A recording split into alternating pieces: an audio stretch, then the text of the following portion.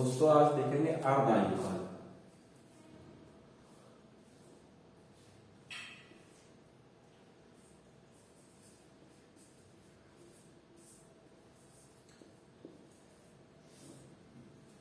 आज देखेंगे अर्धायुकाल। अर्धायुकाल क्या होता है कि कोई भी पदार्थ अपनी प्रारंभिक मात्रा का जितने समय में आधा रह जाता है। कोई भी पदार्थ है वो अपनी प्रारंभिक मात्रा का जितने समय में आधा रह जाता है तो वो समय क्या कहलाएगा? अर्धायुकाल। जैसे कोई भी पदार्थ है, मान लो कोई भी पदार्थ है, 500 ग्राम कोई पदार्थ है, कोई 500 ग्राम है, तो वो मान लो 2 वर्ष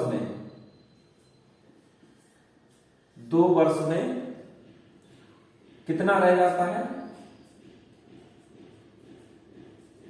500 बटे 2 मतलब 250 ग्राम।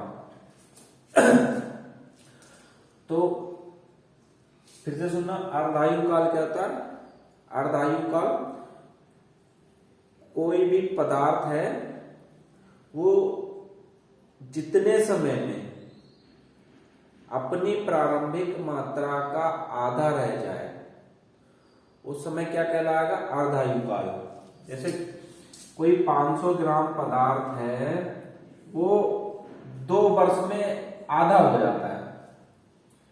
2 वर्ष में कितना हो गया? आधा हो गया। तो ये 2 वर्ष फिर क्या हो गया? तो ये 2 वर्ष हो गया उसका अर्धायुकाल।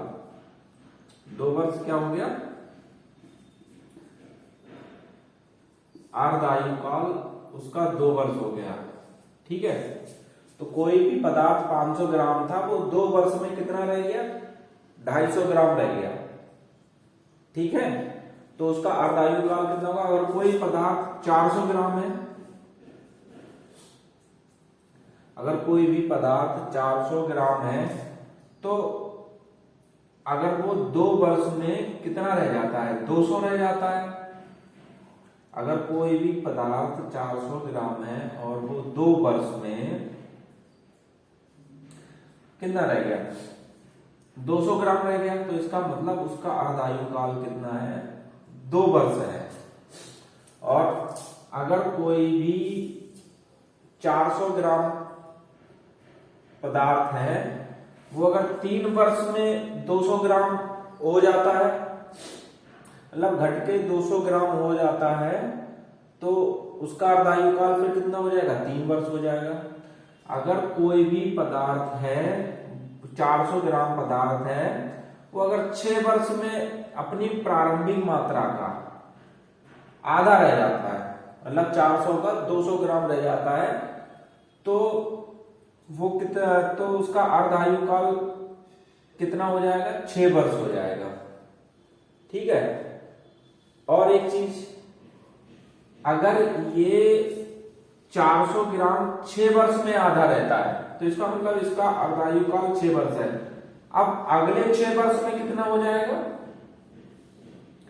अगले 6 वर्ष में कितना हो जाएगा? अगले 6 वर्ष में ये 100 ग्राम हो जाएगा। समझ में आ गई?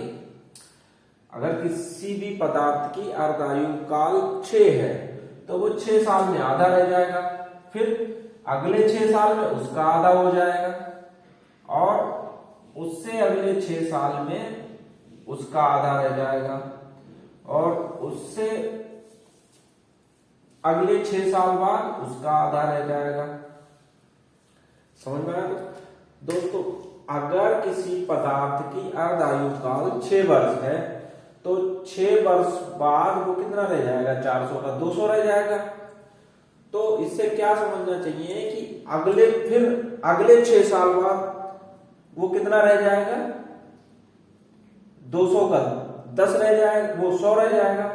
फिर अगला 6 साल और बाद वो कितना रह जाएगा, 50 ही रह जाएगा। मतलब हर 6 साल बाद अगर उसकी अर्धायु काल 6 साल है तो वो हर 6 साल में अपनी प्रारंभिक मात्रा का आधा होगा। जैसे यहाँ पर 400 है तो 400 का 6 साल बाद 200 होगा, फिर 6 साल बाद 200 का 100 होगा, फिर 6 साल बाद 100 का 50 होगा, फिर 6 साल बाद 50 का 25 होगा। तो अर्धायु काल क्या होता है, कोई भी पदार्थ अपनी प्रारंभिक मात्रा का जितने समय में आधा हो जाता है तो वो उसका क्या कहलाता है, अर्धायु काल कहलाता है। ठीक है दोस्तों, तो आशा करता हूं आपको मेरा वीडियो पसंद आया होगा। धन्यवाद।